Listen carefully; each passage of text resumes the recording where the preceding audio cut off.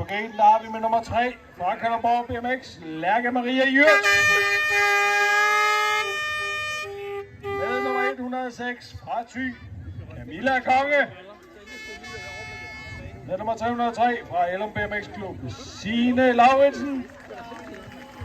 Og med nummer 102 fra Roskilde BMX, Maja Kollodajs.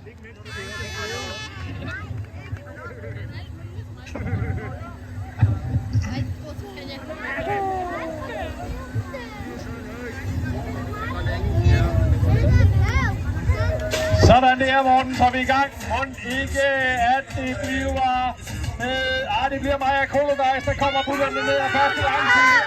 Så er det nummer 106, der kommer i Thy BMX, der har en plads.